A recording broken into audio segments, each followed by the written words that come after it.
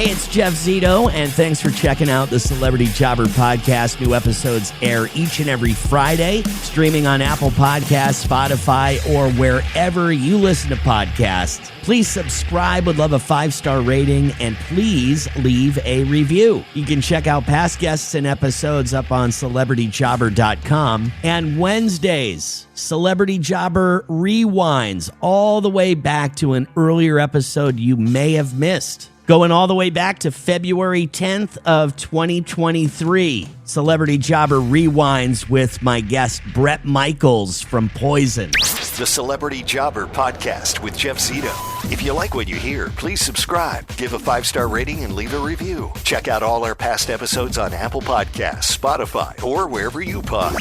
What if these celebrities weren't famous? What would they have become? What was their first job? We're about to find out. Jeff, my friend, it is Bret Michaels. How are you doing, buddy? Bret, you know what's so funny is there's a little saying in our business. It's called rock and roll time, and that's usually like 15 to 20 minutes after the scheduled time. But I got to tell you, maybe the reason you're so successful is because you're like right on the dot. You know why? Let me add to that. Yeah, tell me. The entire team knows I live on rock and roll time, so the interview was scheduled for 15 minutes ago. Okay. They know how to mentally warp me and play my rock and roll mind, and it works perfectly. Oh, my God, you're ahead of the game. That's awesome. You know, it's funny. I've been in this business for almost 30 years, and me and you have never spoke before. So I started writing some stuff down about just little things I wanted to chat with you about. And then all of a sudden, a page filled up, and I go, oh, my God, I got a lot to ask this guy. I hope he's got a minute for me to get through all this stuff. We've got so much time. Let's make this awesome. I've been looking forward to the interview and coming to play Tampa. You know, Florida's my main stomping ground now, right? You know, it's funny you mention that because I'll see you locally, like at Lightning games and stuff. They're like, Bret Michaels is here. And I'm like, how'd you become a fan of the Tampa Bay Lightning? So it's real simple. First of all, I'm a hockey fanatic. I'm a sports fanatic. I'm a hockey fanatic. Tampa has become like the unbelievable city of wins. You know what I mean? When you're going through the Rays, the Buccaneers, the Bolts, you know what I mean?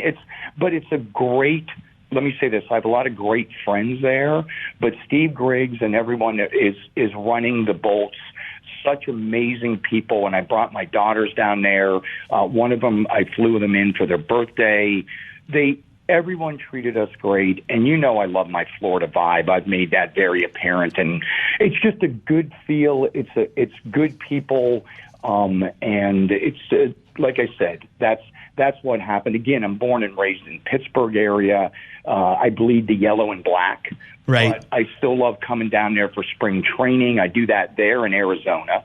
You know, I get the both leagues in their spring training, and it's just Florida just has a good vibe. No matter what anyone says or does, all things aside, just great people. So stepping back to growing up in, just outside of Pittsburgh, tell me a little bit about growing up. Tell me a little bit about your home life, mom and dad, what they did and how it was growing up. So here's growing up for me, right? My father, I'm the son of a veteran. And my mom worked at a correctional facility, right? Just doing accounting stuff and helping in the rehabilitation process and all that, which was great. I got 2 sisters, Michelle and Nicole. But I grew up in a small town outside of Pittsburgh called Butler. And then we moved around a bit with my father, different places. We ended up in the Inland Naval Depot in Mechanicsburg, Pennsylvania. And mine was sports and music. That was my childhood. It was, that's what the entire song, I'm going to throw right to it. That's what the entire song of Back in the Day is all about. The video, the book I did, Autoscrapography, all the A&E stuff, everything that's coming out is based off of then through the years to now. And it was just awesome. I got to, my first dirt bikes, I went down to Zanotti's on Route 8 and bought my first dirt bike as a kid. I never knew there was a new section. Right. I just want people to know we didn't know between hotel and motel there was an H in there. We only knew motel on our trips to Florida. And I only knew the U section, but was grateful for getting my first YZ80 and fixing it up and it was good times. So growing up in Pennsylvania, good times. And what was really so surprising to me was that I was reading about how you met Ricky Rocket and Bobby Dahl. You guys were in a band when you guys were in your teens. And here we are, how many years later, and these guys are still in your band. Is it because the success of the band, maybe, for all these years, because you guys grew up together and such good friends? Yes, so that's a great question. Here's what it is for us. We grew up in again, small town, Mechanicsburg, Pennsylvania. When Bobby, Ricky, myself met, we had a different guitar player at the time. His name was Matt Smith. Great guy. His then girlfriend, they were having a baby, and we lived behind a dry cleaner in the back half of it. So he did the right thing as a man, as a human. He became a great dad and a great father, and then we met Cece. But growing up together, we would rock. All of our gear was always down in the basement. Everyone says garage band, right? But when you grow up in a small town in the winter, that garage, even with the even with a heater thrown out there, if you have a space heater, it didn't work. So you end up in the basement. Pray that the sump pump was working. You weren't flooded, and you would rehearse, and then we would go find every show we did. I need listeners to hear this. We gave 1,000% if we were playing a mud-filled spring fling. We would go rent gear. We would make our own pyro. We wanted people to have an incredibly, incredibly awesome show. But the thing that people really realized during the stadium tour, Poison is raw, real music. And what I mean by that is we come out, our music is real, it's raw, we're singing, we're playing. That positive energy from day one till now exists. The gratitude exists, but our friendship is real. Regardless of where the years have taken us, we went through a lot of stuff together, packed up that ambulance van and a Chevette and a green pickup truck, and went to California and starved. But that's what you got to do. You got to pay your dues. And of course, there wasn't the internet then, so you went to every venue and you just played.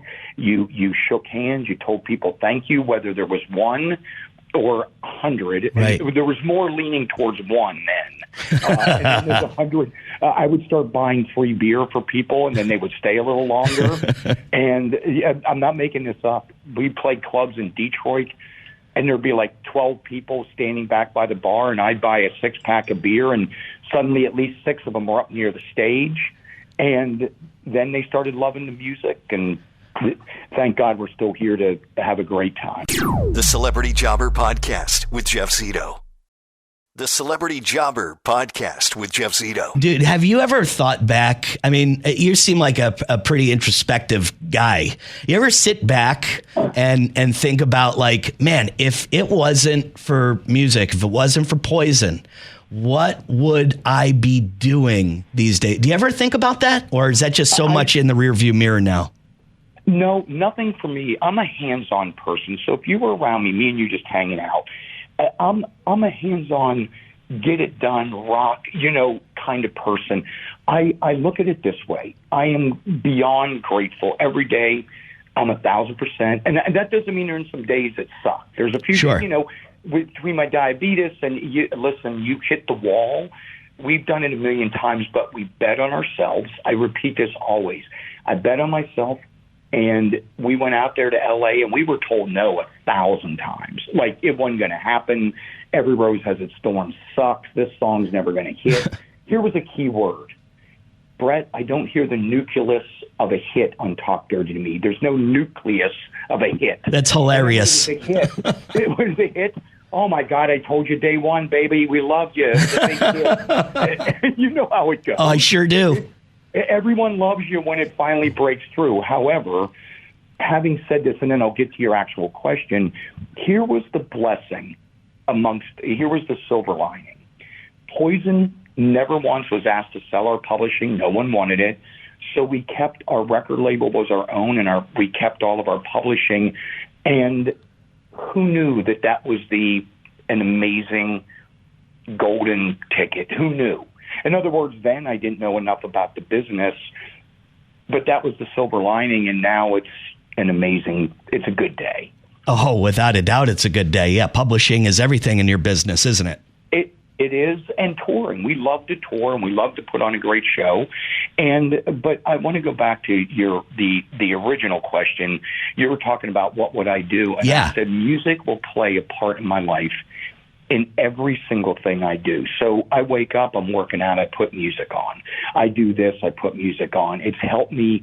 It's been therapeutic for me as a diabetic. When you're a kid at 6 years old taking 4 and 5 injections and your blood tests and all this stuff, music, I'm not making this up, I actually gaff taped to my motorcycle handlebars. Don't laugh. I'm going way old school. Right.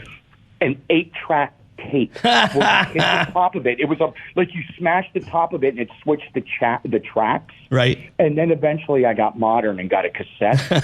I gaff taped it so I could take it with me out to the dirt bike track and listen on my jam box. I'm not making this up. Wow. So I'd be honored, as I said in my song back in the day, DJ, VJ, and ready, long haul truck driver. Really?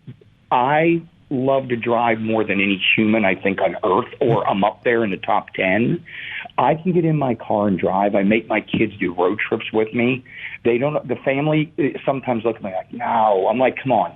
We're going to get in the car, all the cell phones off, and 10 minutes into it, we're cranking up music, all kind of music, rock, pop, country, singing, driving along PCH or A1A. And you could do it alone, Bret. You could be a long haul trucker, being on the road alone. You could do a road trip by yourself. I can be a lone wolf. I'm not kidding you. Music takes me to another place, and I put it this way. I took a vehicle, right, from Cali to Florida, right, almost 90% of the way by myself. And this is recently. Jesus. Like I just jump in the car, I turn music on, I said, I'm going to Florida. Weather's beautiful. I can't wait. And this is, when I say recent, I'm talking real recent, and it was good for my soul. And then at the end, some friends came along. We jumped in the car, drove down, and partied with Guy Fieri and had a good time. Awesome. What was your first job ever, Bret? You ready? Yeah. So this is before child labor laws. Right? Okay. So I'm hoping in this day and age, this is me being self-deprecating, but true. So before child labor laws, I worked on a ranch. I'm not making this up. Feeding cattle. I would just, it was feed. Let's do it that way. Then there was a Purina, I believe it was Purina, and we loaded the trucks. And then I worked at Giant Food, now completely of age. Okay? Right. Giant Food, loading the trucks, right? Conveyor belt. And I learned how to load a truck, which was good for learning how to load my own equipment and gear. Sure. Right? Yeah. And then this was the one that make you laugh. All of a sudden now I'm a fry cook. And my dad and mom would laugh. They're like, you suck cooking food. The only thing you can do is barbecue. And they're like, you're now a cook at a restaurant? I'm like, oh, yeah, I'm great. And I would go in, but I was more busboy than cook. Right. And then from there, I was a maintenance man at the Villa Leo Resort. Go in, they'd give me a chart. I'd have to do setups and maintenance. So I got a lot of mechanical skills that ended up being a blessing. Low paycheck, but a lot of mechanical skills. Wow. You just never know. Like when I always love to ask, what your first job was, because you just, some of these guys will definitely surprise you. One guy like John Oates says, I never made a dollar in my life outside of guitar lessons or music business. But then some guys like you had careers before rock and roll. I think people love to hear about that stuff. Absolutely. And can I tell you something? That's what I love. There's some friends of mine that all they did from the word go was, like you said, guitar lessons, all that stuff. I just grew up in a very blue-collar area, and I knew that if I wanted to, I always say this to people, everyone, I feel, a lot of people have talent. They're dreamers. So I'm a realist. I'm a dreamer, but an absolute realist that the dream is great. Getting there's the bitch. Right. What I mean by that is, now how do I want to play Madison Square Garden. I'm stuck in my water-soaked, pumpless basement. The magic is, how hard am I willing to work to get there without selling my soul? That's the important thing. In other words, sticking to your guns, loving what you do, and then finding a way to get it done. But had I not, I need listeners to know this, and I want to say my family, fans out there, your listeners, that had I not proceeded to go on, I still would have played in a band, whether it was a cover band, a local band. I would have went into the world of learning how to become a DJ or a VJ, right? Or a long haul truck driver. I like my independence too, but I'm saying I would have got my CDL. But I give people credit. It's interesting to hear what they did to get there. I just am. Our first time we put the second record out, and it exploded, right? Right. With Every Rose. Publicists, we never had a publicist, so they're like, you don't want to tell people you did that. You just made it. You got this. You got car. I said, that's not what happened at all. And I think the reason I can relate with a lot of people is I've just told it as it is. I'm right. like, no, I didn't. I'd love to tell you I just magically got this big record deal. Right. But shit, I was sitting on the floor on my record signing day. I was sitting on a floor in El Segundo, California, shrink wrapping our own records in cassettes. Wow, man. That was I go, wait a minute. This isn't in my rock and roll Kiss brochure. Right. I'm seeing jets and people, women, beautiful, everyone partying, having the time of their life. Right.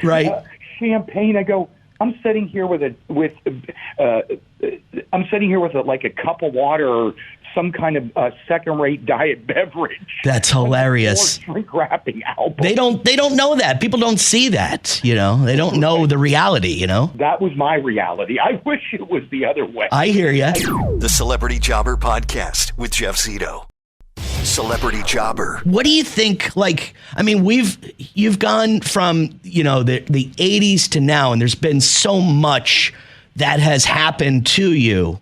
But what do you consider your big break? Is there a series of events or one thing that you can look back on now and be like, man, you know what? If this didn't happen, who knows? Right. So this is, you need to ask every artist this question. I call it the crossroads. There's always three of them, at least minimum three, right? So again, I want to go back to this with the new song Back in the Day. What I did with the video was shot it early MTV style with the green screen, but it's then and now. So there's a baby picture of me jamming out on my guitar, right? My first guitar. Then it shows me playing the guitar at the stadium, then to now. And I think the first crossroad for me was in a snow-filled parking lot in Mechanicsburg, Pennsylvania, technically Camp Hill, Pennsylvania. Outside of the Radio Shack, I had to work as a maintenance guy, and the owner of the Radio Shack would not let me in to buy a 5-prong mic stand because he didn't think I had the money. I can't make this up. He wouldn't open the door. I said, I got to go to work. Look, I'm showing you I have the money. It's like $43 or whatever the hell it was for the mic stand. It was one of those badass looking 5-prong mic stands. He wouldn't let me in. I walked back to my car, looked at my work boots with the metal toe, right? In the snow, cigarette butts, and I said, that's it. Packing my stuff up, selling everything. I'm going with or without my band. I love you guys, but I'm going to California. If I'm going to starve, it's going to be warm. Right? If I have no money, I'd like it to at least be somewhat warm. And we're going to go out there and try to write original music. That was the first crossroad. Real happened, and less than a month later, on my birthday in March is when we left. Can't make that up. You got to fish where there's fish, right? You got to fish where there was fish. There was opportunity. And again, a lot of bands out there, everyone wants to try to break big. But so I went there. My second big moment was Texas Stadium. If anyone watches the Poison I Won't Forget You video. Okay. That day was a crossroads. So here's our first album. We're opening for Aerosmith, and I think on the bill was Whitesnake, Aerosmith, Boston. And Paul Stanley from Kiss is out there. He comes on stage with us. He's playing music. Watch the I Won't Forget You video. Okay. That was the moment that Poison went from just playing small clubs, and it exploded. Now the record, remember, we had an independent album, so I don't want fans to start crying here from this long-winded part. But yeah, independent record. No, I'm asking. We want to know. Yeah, so it's an independent album. We shrink-wrapped it ourselves. It explodes. Now Talk Dirty to Me hits. Then I Want Action hits. Now I Won't Forget You. We're filming a video. And the next thing you know, we're at 3-4 million copies sold of a record. It was unbelievable. Poison is unheard of as an independent album. And then Capitol and EMI stepped in. Right. Once we proved ourselves, everyone came in, but we were in charge. In other words, we were like, great, no, we want to do this. We want to build our house from the ground up. And if one day you decide we're not distributing the record, we're not going to stop. We'll just go back and do it ourselves. Right. And so that was a huge day. People can actually see it.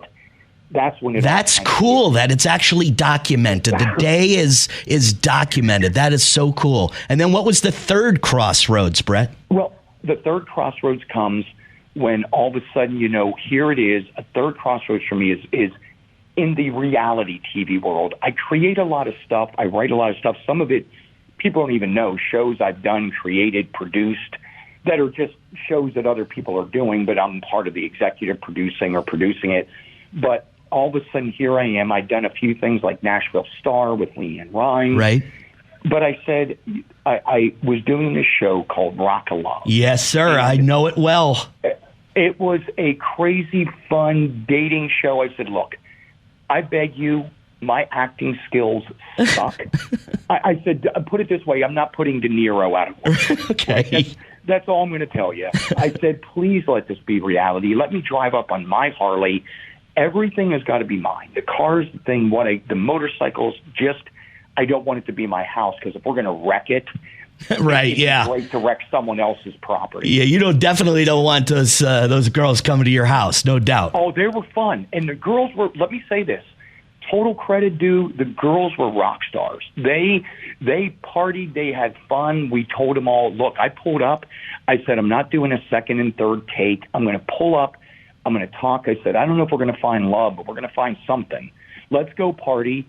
We went into the house, at adult beverage, and it's become their biggest hit show to this day. And we did it.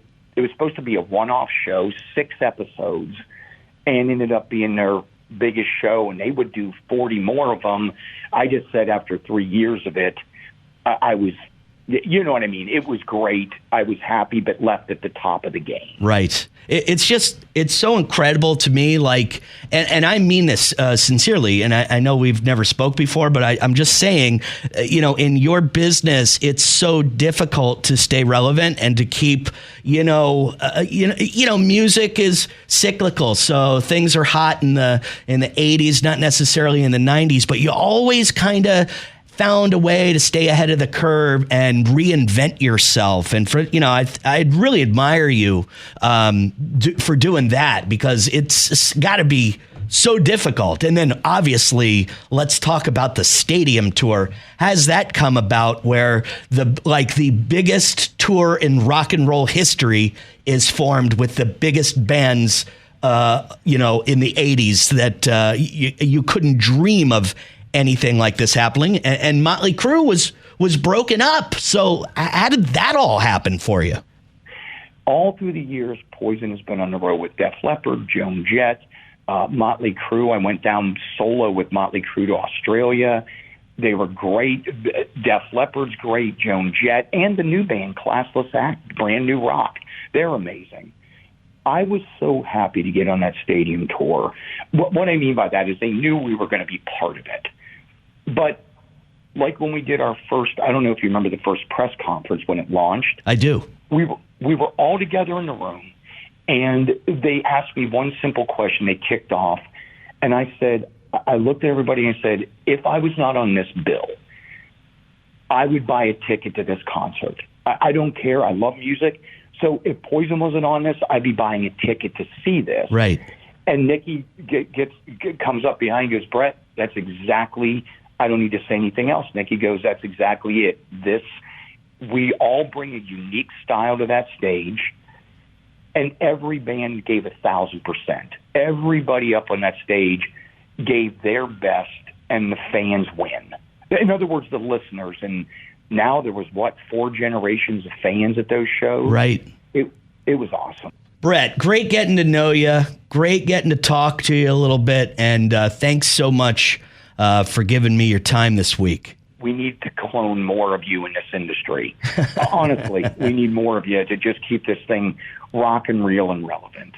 Man, awesome. Awesome to talk to you, Bret. Thanks again, man. You too, my friend. Have a great day. Yeah, you too, man.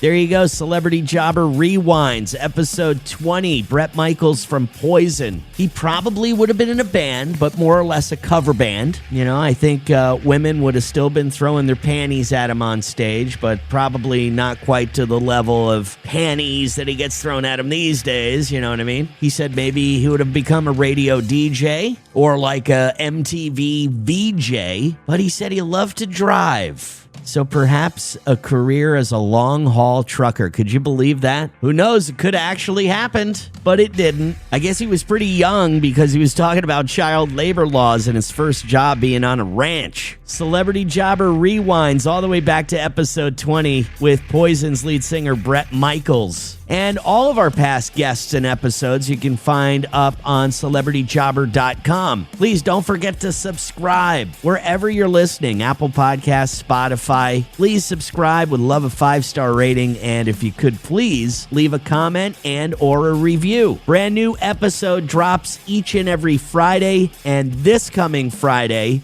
the host of Double Dare. You remember Mark Summers on Nickelodeon? Of course you do. We'll find out what's going on with him these days and find out what he thought his career was going to be before he became the host of Double Dare. I'm sure children's game show host, probably not in his early career plans. We're going to find out all that stuff coming up on Friday on the Celebrity Jobber podcast. Thanks again for listening. I'm Jeff Zito.